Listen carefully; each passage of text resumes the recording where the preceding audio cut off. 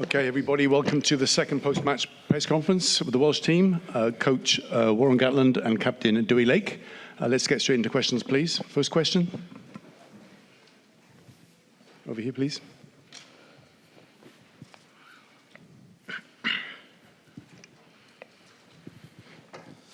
Warren, in some respects, it's a job done, but there's a lot to pick out of that performance. Yeah, no, happy with the bonus point. If someone said you'd had 10 points from the first two games, we were pretty happy with that. Look, there were aspects of today we've probably have gone in there and probably tried to play a little bit too much rugby early on and didn't play a bit more territorial, be a bit more direct. But some of those players haven't had a lot of rugby and making that many changes with a short turnaround. So I just spoke to them in the change rooms and said, look, job done. We got the 5 points, so we can be happy with that. And just for some players to be honest about their own performance and where they can improve as well. And 13 changes. Did any of the players out there stake a claim in your eyes for a spot in the team to face Australia? Yeah, it's a little bit early to be making decisions on that in terms of when we go with the review. We'll look at that. I mean, I thought Rio Dyer was good in the air. I thought he worked really hard. Probably a couple of times when he's tried to force a pass and maybe should have held on to it, but he gives you 100%, and he's definitely improved in certain areas of his game. And I just thought his aerial stuff was excellent today. Gareth? Warren, how is Tommy Reffel, and how impressive was it with Jack Morgan to step in like that and play like that? Yeah, it was a decision we only made just before kick-off, really. Tommy said his calf was a bit tight. I think he was still quite keen to take the field, but if he'd pulled that calf, then that would have been his World Cup over. So, so to put Jack in as a straight replacement with very limited preparation from this week, I thought he was good. Yeah.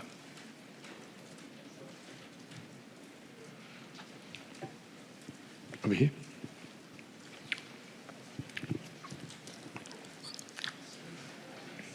Hi Warren. Where does that rank in terms of some of the birthday presents that you've had ahead of tomorrow? It's not easy at the moment sitting in the box. It's a little bit stressful, but the message at half time was that it was 21 minutes ball and play time at half time, so we've kind of done that job in terms of trying to take their feet away from them, in terms of they'd thrown everything at us in that first half, that first sort of 20 minutes, and probably they didn't have the same sort of opportunities in the second half in terms of putting us under that sort of pressure, but we probably didn't help ourselves as well in terms of managing that. So we sat there, we were just conscious of how important for us to get that bonus point at the end, and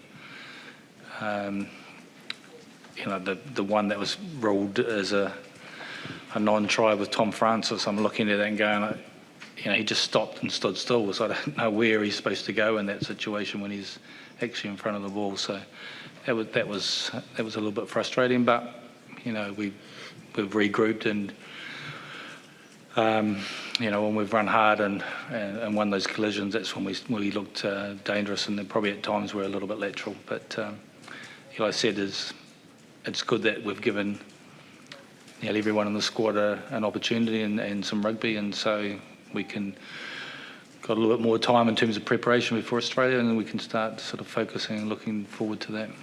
And just quickly on that game, do you expect Henry Thomas to be in contention for that as things stand? Well, he didn't take part in the warm-up today, so probably the next 24, 48 hours we'll just see how that hamstring is with him, and whether he's in contention.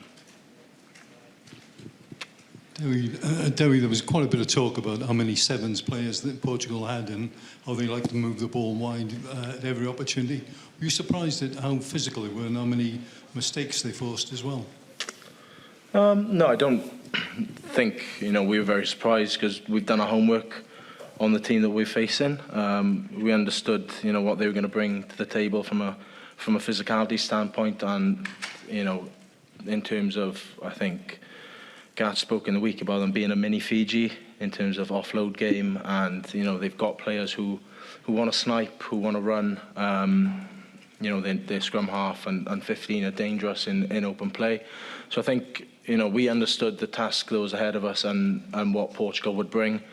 In terms of the physicality, I think we won that battle. Over 80 minutes. And I think they spoke about our physicality in the week, and I think we proved tonight that we are a physical team, and I think we've shown it over 2 games now, and it's what's expected of us now. Hi Warren, obviously after the Fiji win you'd spoken a lot about that sort of last 13 minutes. What was your take on sort of how the last 10 to 15 minutes went today? Yeah, look, there's a couple of lineouts we lost, but I thought we controlled that in the game with some scrums, and we were conscious that there was opportunities that potentially we could have gone for the post and taken threes, but we didn't do that. We kept Portugal down their end and squeezed them. We had a couple of calls that went against us in terms of a couple of knock-ons, which didn't help sort of that momentum and things, but no, it was much better control towards the end of that game. And Derry, congratulations, win as captain. Obviously you were the man in charge today, but at short notice you had your squad co-captain on the field with you. Just wondering how that relationship went today, having both of you on the field. Yeah, it's always great to be with Jack and have him on the field. Obviously gutted for Tommy having to pull out in the warm-up. It's never how you want anyone to be removed from a game, I guess, and Jack having to step in. But like I said, I think he was great stepping in today on short notice, and it's always great taking the field with him and having him to talk to around things as well. Chris? Warren, try-saving tackle from Talupi and an 83rd minute try. Can you just talk about his growing influence now he's getting back to the Talupi we know? Yeah, I think it was tough on him.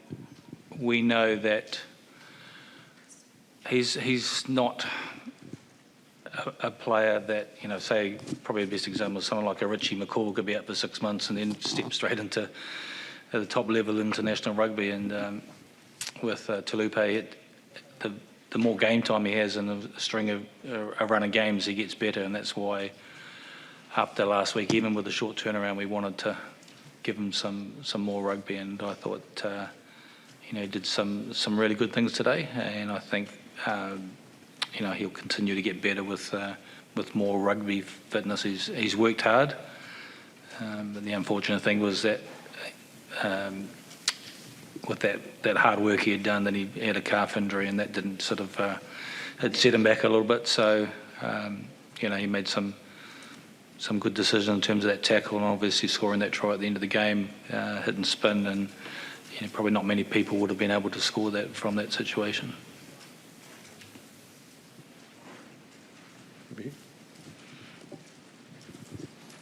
Hi Warren, maybe not for your nerves, but how good has it been for rugby as a whole, do you think, to see teams like Portugal playing well? We saw Uruguay go very well against France.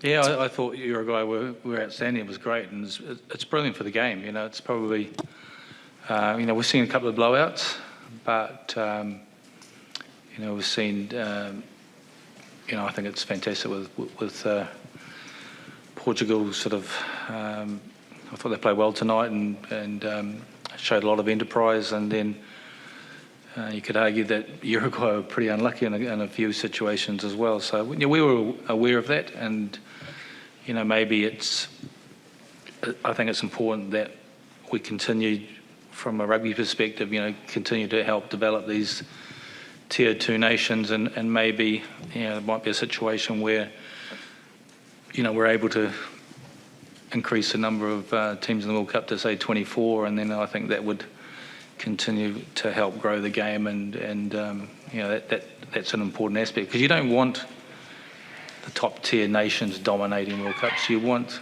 upsets, and as long as I'm not a part of it, so and I think it's a real positive, going forward, and to see teams competing and pushing other teams close. Okay, one here at the front. This will be the last question in English, and I will take one Welsh question at the end for Dewey. Okay. Warren, will you be watching Fiji in Australia on your birthday? Probably, yeah. So it was a bit of a birthday present. It came early. Yeah. Okay, apologies to the interpretation service. We are going to take a question in Welsh. Dewi, just cwbl o ran BBC Cymru. Beth oedd y teimladau wedi'r gêm, a pa mor, beth oedd wrth rai, pam gethoch chi fe'n anodd chi'n credu am brydiau yn ystod y gêm yna heddi? Encantado, miss, hello. Yeah, of course, ni'n ymwybodol fod nhw'n tîm sydd yn eisiau chwarae rygbi, maen nhw eisiau dadlwytho'r pêl, maen nhw'n dda gyda pêl yn dwylo. Mae ddim yn rhywbeth fod oedd yn sioc i ni.